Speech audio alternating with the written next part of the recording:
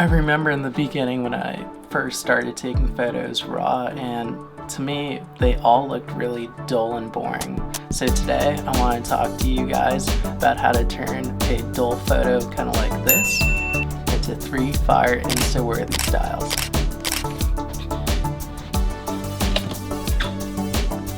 And the question of the day is to let or not to let. Was someone just here right now?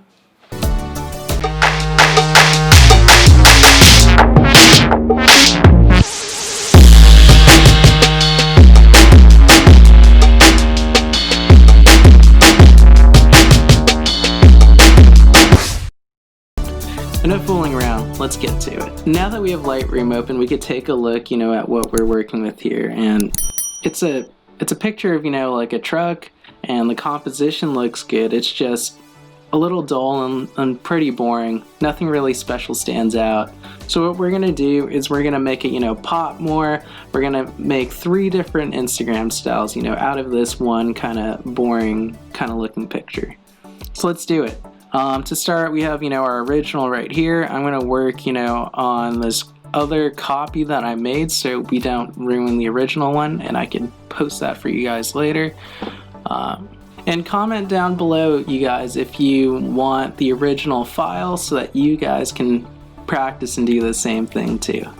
So I'm gonna take a look at this copy that I made of the original file so we don't, mess up the original one. And kind of the first thing I want to do is I want to play with the exposure a little bit. It looks a little bright to me, so I'm just going to turn it down slightly, kind of like that. And then I'm going to play with the highlights and the shadows, whites and blacks. Kind of the trick with all of this, is you just got to play around with it a little bit. But you'll kind of see, once you work with Lightroom more, kind of which ones you want to raise up and which ones you want to bring down. So with this, the highlights look pretty good. I might lower it just a tad. Shadows, I'll lower that a little bit more just to give it more of a contrasty kind of feel. Whites, I like, how they have, whites on the car. I want to make those stand out a little bit more, so I might raise that up a tad right there. And then the blacks, I might bring it down just a tiny bit just to add a little contrast. So next thing I want to do is manipulate the tone curve a little bit to add a little bit more contrast. It's broken up into 4 different sections. The blacks, the shadows, the midtones and the highlights, and then finally the whites over here. So what I'm going to do is I'm going to make something called an S-curve, and this is, kind of a standard thing, everyone does in terms of Lightroom edits. So I'm going to lower the blacks a little bit, raise up the highlights a tad, and then move this midpoint, which is pretty much the midtones of the image, to center. And look at that, it makes, like a pretty big, contrast, to the original image. I'm going to play, the before and after. So before and after. So it definitely does, give a little subtle difference there. But what I'm also going to do is I'm going to raise this up a little bit to give it kind of that Instagram kind of fade to it, as well as, let me draw it out just a tad. No, I kind of liked it right there a little bit better. Lower right there. Cool. And then now I'm going to play around with this kind of set area called the presence. I like to add, a little clarity to it. Just it doesn't really increase the sharpness. It's kind of different. It kind of gives it, a special kind of contrast to it that I like, just to kind of make it feel sharper. And then I'm going to add, a little bit of texture because, I feel like this photo kind of has that rough kind of feeling with that, asphalt underneath. So yeah, look, that's already, looking really good. I could show you, the before and after. So this is the after, and this is the before, and then this is, after our edits right here. I did crop it in a little bit before, but yeah, no, this is already looking, a lot better than it was before. One more thing I think I'll add for this edit, So right here, it's pretty much, these are just kind of standard too that you want to do. Removing chromatic aberration. Pretty much chromatic aberration is like this little like fringing of colors, you know, at the edges of subjects or different, you know, points in the photo. So essentially this will just help alleviate it. We just want to add it to make it a little bit easier. And then as well as profile corrections, I don't know exactly what that is, and I don't think we actually need it because we're not manipulating anything down here, so that should be fine. And then with here, since this is kind of like a blue car, I want to, you know, kind of accentuate the blue a little bit more, so I'm going to play with these sliders here.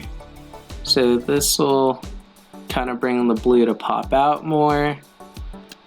And then this is going to give it, you know, deeper kind of colors by increasing the saturation of this. And look at that. That's already, you know, like so much better than the original. Are you ready, you know, to see the original again? Okay, so this is the after. This is before. After. Before. So much better, right? So, okay, so we'll say, you know, this is style number 1 that we're going to use. We'll move on again and let's do, you know, like a different style. So that was kind of more of color and kind of staying, you know, true to the original kind of photo of what the car slash truck looked like originally. Let's change it up a little bit. So for this next one, I'm feeling, you know, a little bit of a black and white vintage kind of a vibe. So let's do that. Let's turn on chromatic aberration and profile corrections first before we, you know, forget about it later on. Let's kind of do like the simple kind of edits again. Let's decrease the exposure a little bit. Play with the highlights. Let's lower it. Shadows, we'll lower it. Whites, let's bring it up. Blacks, let's bring it down just a bit like that. So what we're going to do in order to make it black and white is we have to change it, you know, from color to black and white. And that's what we're going to do right here. Even though it's black and white and it looks different, it's still not popping right now. So what we want to do is we want to add, you know, more clarity, more texture, and more contrast to this to make it, you know, just perfect and pop more beautifully. So let's do that. We're gonna, let's play with the tone curve first before we add, you know, clarity and texture. I mean, there's really no preference or correct way to do it. I just like to do it this way. This is my own way of doing it.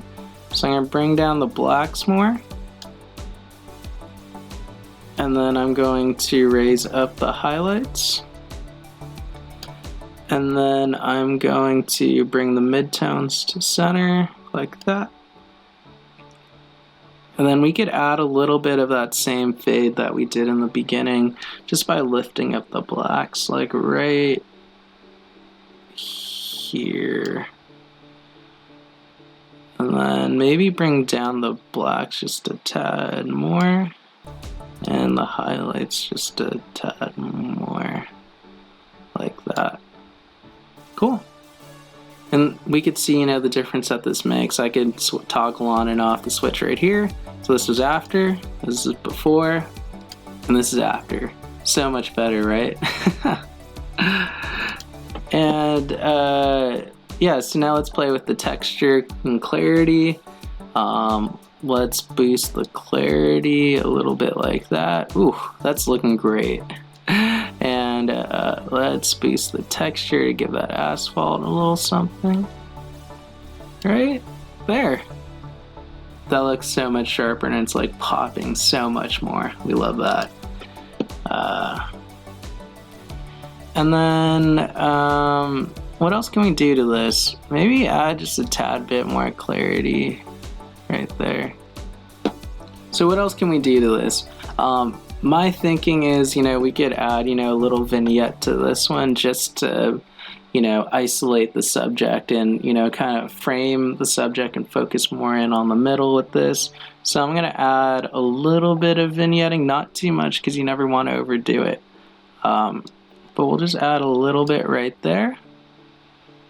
Maybe pull back just a tad right there. And then roundness up. Midpoint, we'll keep the same roundness. Yeah, right there. That. let's raise the exposure just a little bit. Let's see how that looks. Yeah. Like right there. I don't know, that looks great to me. I don't know. Comment down below and let me know what you guys think about this photo. But I think this looks so much better than it was before. So we'll do, you know, the before and after. We'll put this up actually just to see a little bit easier. If you press this YY thing, we'll show you, you know, the before and after.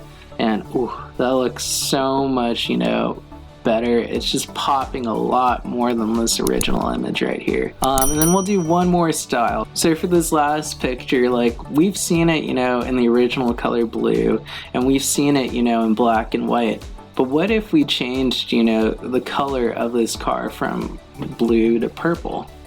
Wouldn't that be kind of cool? So let's do it. Let's give it a try.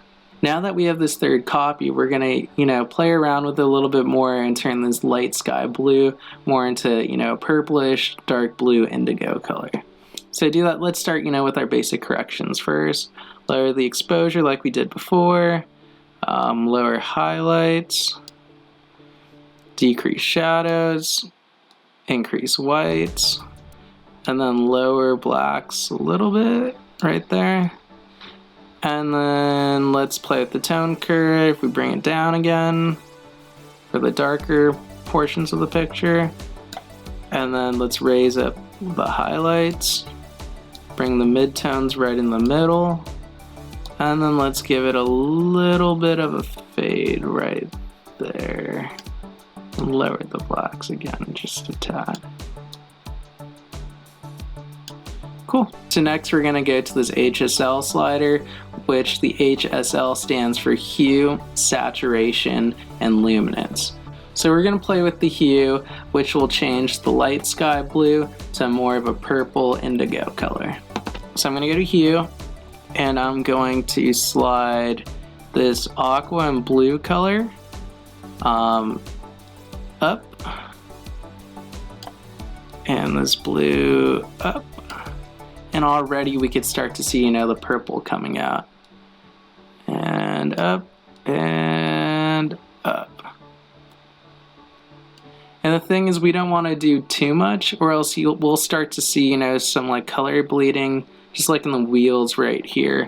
So what we're gonna do is we're gonna bring that down actually just a little bit. And we'll play with the saturation. And nope, that's not bringing it up. That's a little bit better.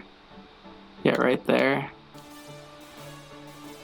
It's blending in well in the shadow, so it's not too bad with that blue or that purple kind of a haze over there.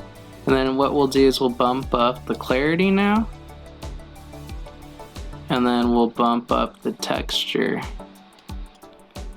And if we could see, it's already looking, you know, pretty purple. But let's make it even more purple. And we could do that just by changing, you know, the slider just a little bit right here for the blacks to darken out, you know, that purple a little bit more without making it oversaturated. So let's do that. And boom, that's looking pretty purple. And I think we're done with this. It looks great. I'm gonna pop up, you know, all three images on the screen right here so that you guys can see it too. And as we can kind of see here, you know, we got three different, you know, beautiful styles, perfect for Instagram. We got, you know, that nice faded teal and orange kind of look for this truck. And then we went, you know, on the other side of the color spectrum to black and white to make it, you know, just pop with that clarity and texture. And then finally, we went and actually changed, you know, the color of the truck to a sky blue to more of a purple to indigo kind of a color. To going from, you know, this original dull, flat, boring photo to something that really stands out and pops.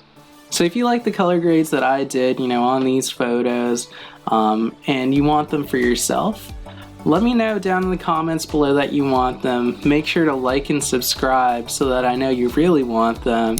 And I'm down to do it. I just need to know that you guys want it, so I'll upload it and attach it to this video. And just to give you, you know, kind of a quick, you know, overview of how presets work, essentially all you gotta do is just take, you know, the image that you want, you know, to add a preset to and kind of just slide, and select, the preset that you want on this left-hand side of the panel on Lightroom.